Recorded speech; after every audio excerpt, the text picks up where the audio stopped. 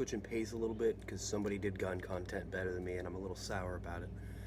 But this episode is going to be about building a tarantula enclosure. Mine in particular is for a Pt.1 Tigger because I noticed they like to be lower than higher, and it's a top opener. But anyway, hope you enjoy. Welcome to Hobby Problems. As I'm sure you could surmise by the intro there, we're going to be building, or rather modifying, this enclosure for the subadult/adult version of my Poecilotheria tiggerwalesi, or I believe Wessel's tiger tarantula. If you look that up, that'll be the species we're working with today. A few points you need to remember whenever you're DIYing an enclosure for a tarantula that has medically significant venom. You need to remember the size of the carapace versus the size of the ventilation holes. You need to really pay close attention to that. Currently, mine's carapace is measuring out at about a quarter of an inch, so I have smaller ventilation holes than a quarter of an inch. You need to remember if they really like their humidity, or if maybe not that much humidity would be better for them.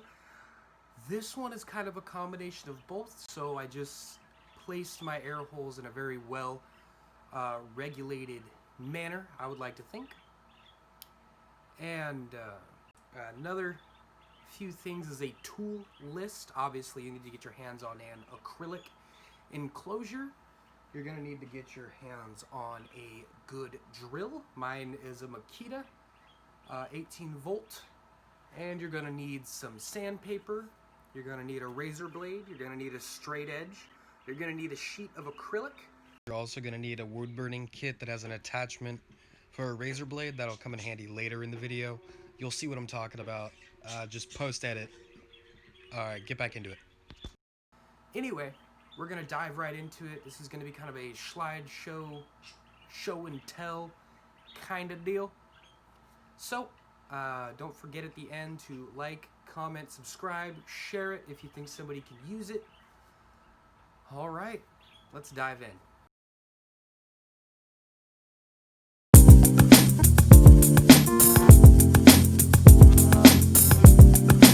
Alright, so what we saw there was some alcohol I used to clean surfaces so I can get a nice scribe mark onto that Lexan or acrylic.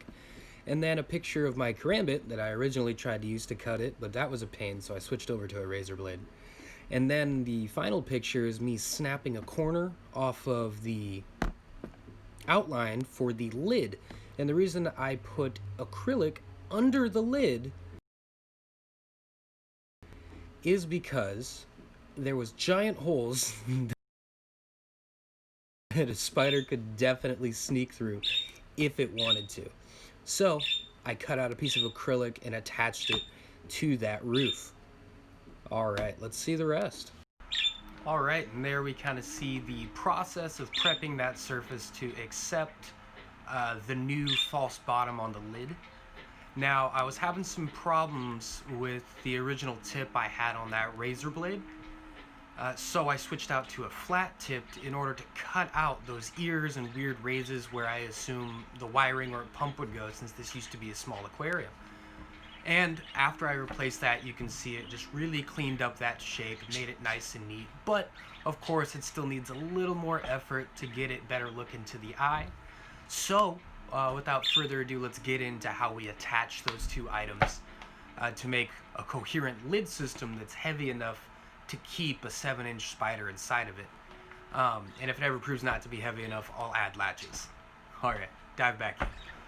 Alright, so that's a little bit about that. Hopefully you like the voiceover. I know it's a little jumbled, but I'm working with what I got, a free editing app and a cell phone.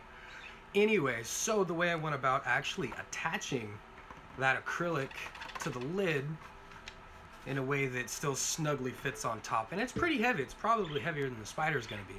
But anyway, what I did, because I have bips and bops laying around everywhere, I took a hex head bolt. I don't know how well, there you go. A hex head bolt like that. A hex key bolt. And a washer, right? And then a nut and another washer. And that connects this to that without bowing it or kicking it out of spec so it can always securely fit on top of that enclosure. And in the middle of that bolt, I dripped a little bit of cyanoacrylate or super glue, so that way that's not going to come undone. The spider can't fiddle with it and get it undone. I just noticed it had a little play in it, but it's not the nut loosening, so we're good. But anyway, that's a good way to do that. Mileage may vary, you might figure out something better than me. It's my first time converting an octangular aquarium into a tarantula enclosure. Anyway, let's get into the rest of it on how we put those air holes in intelligent places.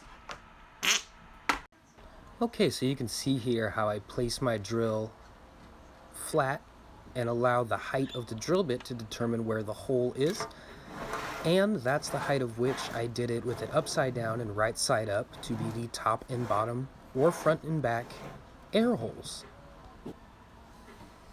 And here just a rotational look at the way I placed my air holes, being bottom ventilation in the front and the top ventilation in the back, and mid ventilation for good cross ventilation airflow.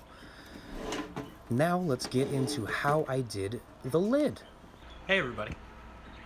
So, as you can tell by my little voiceover there, I did my best to link it up on that one. I was counting on my fingers while recording it.